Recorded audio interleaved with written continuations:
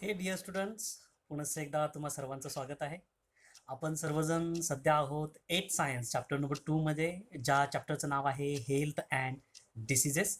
आणि यापूर्वीच्या व्हिडिओमध्ये आपण पाहिलेलं आहे की what are the infected diseases, then we have seen what are the non infected diseases. मग आता लास्ट व्हिडिओमध्ये म्हणजे व्हिडिओ नंबर 4 मध्ये आपण शिकणार आहोत what are the misuse of medicines, what are the generic medicines, and what about the lifestyle and the diseases, and at the last we are going to discuss about the blood donation. So without wasting time, we will start the points. So dear students, as I told you, here we are going to talk about what is the misuse of medicines. Generally तुम्ही असं पाहिलेलं आहे की बऱ्याचदा आपल्या समाजामध्ये लोक जेव्हा आजारी पडतात तेव्हा काही वेळेला डॉक्टरकडे न जाता स्वतःहून मेडिकलमधनं काही औषधं घेऊन येतात आणि त्या औषधाचं सेवन करतात. But according to the science and according to the doctors, it is not the correct way. That means some people take the medicines without prescription of doctor. It's important that why I am underlining without the prescription of doctor. So if you are taking any medicines without the prescription of doctor, that is not good for you. आता बरेच जण घेत असतात, जरी असं असलं तरी ही पद्धत चुकीची आहे हे आपण पहिल्यांदा लक्षात घ्यायचं. आणि यालाच आपण म्हणणार आहोत misuse of medicines. Because overdose of medicines may affect our body. Example, overdose of pain killer may damage your nervous system. हा फार भयानक परिणाम आहे, पण आपण एवढ्या बारकाईने त्याचा विचार करत नाही. But we have to think about the suggestion of doctor. Without the prescription of doctor it is never good to take the medicines, हे आपण लक्षात ठेवायचं. One more example, it can affect the excretory system, liver. Overdose of antibiotic also harmful to you.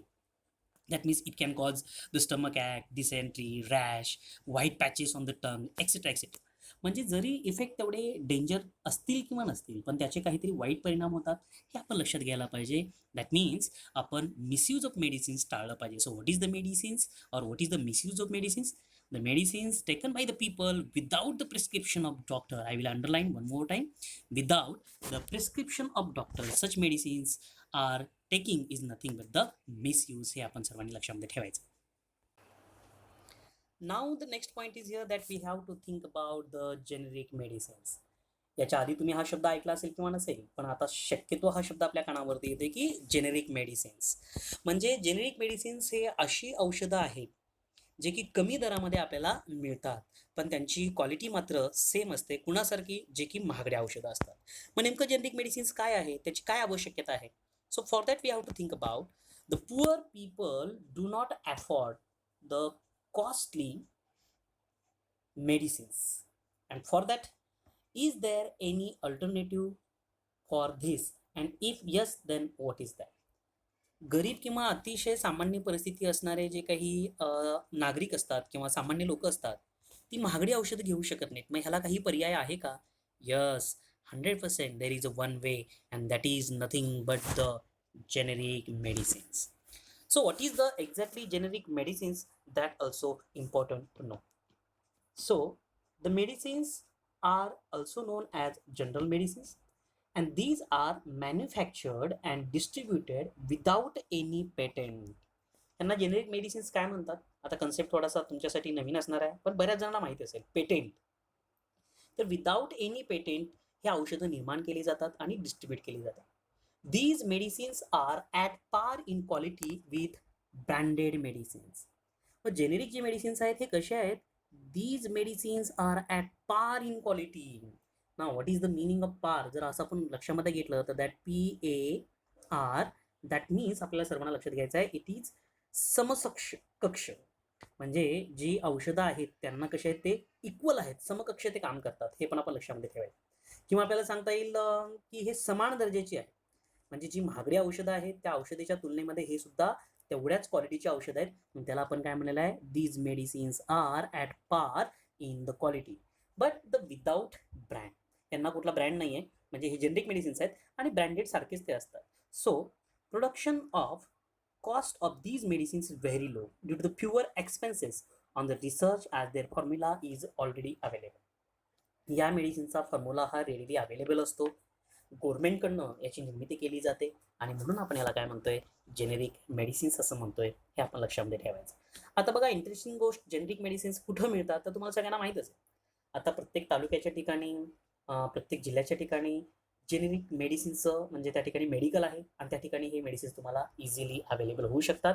That means the poor people who can not afford such costly medicines, त्यांच्यासाठी हे फार चांगलं आहे. म्हणजे पुअर पीपल जे आहेत, जे महागड्या औषधं घेऊ शकत नाहीत, त्यांना हे जेनेरिक मेडिसिन्स फायद्याचे ठरणार आहेत. हे आपण सर्वांनी लक्षामध्ये या ठिकाणी घ्यायचं आहे. Okay, after that we have to think about lifestyle and diseases. Now, first of all, we have to understand what is the lifestyle. What includes the lifestyle? The lifestyle includes the daily routine and the type of food. Very important, where I have underlined. One more time, get it properly. Lifestyle means which includes the daily routine and the type of food. मग आता याच्यात काय आहे, तुम्ही म्हणाल sir हे तर आपलं रेग्युलरच आहे, आम्ही दररोजची दैनंदिन जीवन जे आहे ते plus food. But again in that daily routine there should be involvement of the exercise. मग आता किती जण एक्झरसाइज करतात त्याचा विचार तुम्ही करायचा आहे. In that regular food you have to think about the nutritious food, ज्या अन्नामधनं आपल्याला शरीराला आवश्यक सगळ्याच न्यूट्रियनची पूर्तता व्हायला पाहिजे. मग अशा गोष्टींचा विचार करताना आपल्याला सांगता येईल की lifestyle includes the daily routine and the type of food. Nowadays, habits like staying in a bed till late morning and going to the bed late night. That means सकाळी सकाळी उशिरापर्यंत बेडमध्ये राहायचं आणि रात्री बेडवरती फार उशिरा जायचं. म्हणजे झोपताना पण उशीर करायचा आणि सकाळी उठताना पण उशीर करायचा.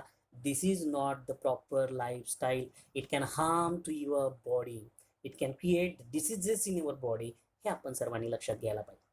With that again we have to think about frequent changes in the meal timings. काही जण काय करतात माहिती आहे का, बऱ्याच वेळेला जेवण फिक्स वेळेवर त्यांचं नसतं, सारखं जेवणाच्या वेळेमध्ये बदल होतो. कधी सकाळचं जेवण उशिरा घ्यायचं, कधी दुपारी उशिरा करायचं आहे, कधी रात्री फार 10-11 वाजता जेवायचं. That is also not good. That means such peoples can be contracted by the diseases. Lack of physical exercise, कसल्याच प्रकारचा व्यायाम नाही आहे, फक्त खाणे पिणे आणि आराम राहणे. This is the lack of exercise. It can harmful to your body. Consumption of junk food, याच्या आधी पण आपण चर्चा केली याच्याबद्दल. Because I think from the junk food you are not getting the required nutrients for your body. हां, 100% हे खरं आहे that from the junk food you will get the tasty food item. ते टेस्ट तुमची पुरवठा करणार आहे, पण बाकीच्या गोष्टी मिळणार नाहीत. That's why if you are having such type of habits in your daily lifestyle, then it is harmful to you. Due to this such people are getting sick frequently. म्हणून ते सारखं सारखं आजारी पडतात. If frequency of becoming sick is to be lowered, people should follow the right lifestyle.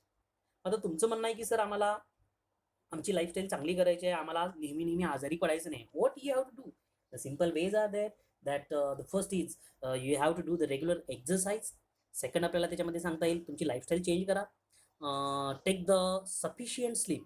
व्यवस्थित झोप झाली पाहिजे. 8 तास तरी झोप होणं गरजेचं आहे, हे आपल्या सर्वांना माहीत आहे. पण आपण बऱ्याचदा रात्री उशिरा झोपतो आणि सकाळी मग काही कामानिमित्त लवकर उठावं लागलं तर आपली झोप पूर्ण होत नाही. म्हणजे sufficient sleep is important. Right food. आता परत राईट फूड म्हणजे काय, करेक्ट फूड. काहीही खाऊन चालणार नाही आहे. We have to think about the nutritious food. हा पण विचार करायचा आहे. योगासनाज, प्राणायाम अँड फिजिकल एक्सरसाइज. आता तुम्हाला आश्चर्य वाटेल की योगासन आणि प्राणायाम करणं एवढं काही सोपं नाही आहे आणि ते शक्य पण नाही आहे. पण आपण विचार केला तर आपल्या लाईफस्टाईलमध्ये अगदी लहान वयापासून प्रत्येकाला सवय असली पाहिजे that we have to go through the yogasanas, pranayama and the physical exercise. In a whole day, if you are not spending a little time for your physical exercise, then 100% it's not good. So, exercise should be done by everyone. And one more, physical exercise should also be as per one's capacity. Now, the point is important. What is the meaning of own capacity or as one's own capacity? ज्याची क्षमता जेवढी आहे तेवढंच त्यानं करायचं आहे. त्याच्यापेक्षा जास्त जर फिजिकल एक्सरसाइज केला तर तो परत काय होईल, सिक होईल. So what I want to tell you in the lifestyle and diseases, if you want to prevent yourself from the different diseases, then 100% you have to change your lifestyle. If you are going in a wrong way, तुम्ही जर चुकीच्या पद्धतीने lifestyle जगत असाल तर त्याच्यामध्ये बदल करणं गरजेचं आहे. And now days you know that everything is available on YouTube and that internet. सगळं काही शक्य आहे, सगळी माहिती मिळते. So see the videos of pranayam, yogasanas and follow it. That is about the lifestyle and diseases याचा आपण विचार करणं गरजेचं आहे. Now the next point is vaccination, and you all are well known about the vaccination, की लसीकरण ज्याला आपण मराठीमध्ये म्हणतोय. लहानपणापासून आपण मोठं होईपर्यंत आपल्याला बऱ्याच लस दिल्या जातात, त्याला आपण व्हॅक्सिन्स असं म्हणतो. व्हॅक्सिनचं नेमकं काय आहे, तर vaccines preventing you from the different diseases. कुठलाही रोग होऊ नये किंवा विशिष्ट रोग होऊ नये म्हणून त्या रोगासाठी व्हॅक्सिन असते. तुम्हाला सगळ्यांना तर माहिती आहे, पोलिओ व्हॅक्सिनेशन असेल, etcetera etcetera. And one more, ज्याच्या शोधामध्ये आपण सध्या आहोत, आपल्या सगळ्यांना माहिती आहे, nowadays we are suffering from a huge problem, not only in India but the world, having the problem of that corona. And for that corona we are not getting any vaccine. We are trying to get the vaccine, आणि अपेक्षा करू की लवकरात लवकर या कोरोनावरती सुद्धा आपल्याला vaccine सापडणार आहे. Up to the vaccination we have to think about the celebration of health awareness days. आता तुम्ही म्हणाल, हेल्थ अवेअरनेस डेज याची गरज आहे का? यस, आपण लोकांना सांगितलं पाहिजे, वारंवार जागं केलं पाहिजे, त्यांना अवेअर बनवलं पाहिजे. For that we have to celebrate the days. आपण आपला बड्डे सेलिब्रेट करतो, आणखीन बरेचसे डेज सेलिब्रेट करतो, तसं आता हेल्थ अवेअरनेस डेज सुद्धा सेलिब्रेट करणं गरजेचं आहे. मग कधी कधी आणि कोणते कोणते डेज आहेत तर लक्षात ठेवूया. एक मार्काला हा प्रश्न बऱ्याचदा परीक्षेला येऊ शकतो. World health day, it is celebrated on 7th April. Okay, then World Heart Day, I'm talking about this, it is celebrated on 29th September. Okay, again World Blood Donation Day, ज्याच्याबद्दल आपण बोलणार आहोत, it is celebrated on 14th June. And the World Diabetes Day, it is celebrated on 14th November. मग प्रश्न असा येतो, असे पण दिवस साजरे केले जातात का? That means on that day we are making the people aware about that disease. समजा 14 नोव्हेंबर आपण वर्ल्ड डायबिटीज डे सेलिब्रेट करतोय, तर जे काही डायबेटिक पेशंट आहेत त्यांना मार्गदर्शन करणे, जे नवीन शाळेमधले विद्यार्थी आहेत, तरुण आहेत, त्यांना गाईड करणे की बाबा डायबिटीज न होण्यासाठी आपण काय केलं पाहिजे. We have to change our lifestyle. That means on these day you can make the people aware about the health, and 100% it is very essential right now a days. हे आपण सर्वांनी. And at the last, we are going to talk about the very interesting point, that is the blood donation. Now the question arises, what is the meaning of blood donation? Donation हा तर शब्द तुम्ही ऐकला असेल. Blood सुद्धा donate करता येतं. That means you can give blood to the needy person. गरज असणाऱ्या व्यक्तीला तुम्ही ब्लड देऊ शकता. आता ब्लड देणं म्हणजे डायरेक्ट जाऊन ब्लड द्यायचं का? नाही. You know that there are blood banks, and these blood banks are collecting the blood and putting them in the banks. म्हणजे बँकेमध्ये आपण जसं पैसे जमा करतोय तसं ब्लडच्या सुद्धा बँक आहेत. इथं पैसे जमा होणार नाही आहे, तर तुमचं ब्लड जमा केलं जाणार आहे, आणि गरजेनुसार त्या रिक्वायर असलेल्या पर्सनला हे ब्लड दिलं जाणार आहे. मग आता हे ब्लड कसं दिलं जातं याचा पण आपण विचार करणं गरजेचं आहे. तर लक्षात घ्या, 1 unit blood donated bye a person can fulfil the need of 3 persons at a time. म्हणजे जर एखाद्या व्यक्तीने 1 युनिट ब्लड डोनेट केलं तर तो एकाच वेळेला 3 व्यक्तींच्या गरजा पूर्ण करतोय. Fulfil the need of 3 persons at a time. कसं काय? एकदाच रक्त देतो, तिघांना मदत कशी होईल? जसं की एखाद्याला RBCच कामाला येतील, त्याच्यामधले एखाद्याला WBCच कामाला येतील, आणि एखाद्याला प्लेटलेट्स कामाला येतील. म्हणजेच काय, ब्लड डोनेट करायला पाहिजे आणि शिकलं पाहिजे. आता ब्लड डोनेशन कुणी आणि कसं करू शकतात हे पण जाणून घेणं गरजेचं आहे. So 1 person can donate the blood 4 times in a year. मग आता नेमकं कुणी ब्लड डोनेट करायचं आहे?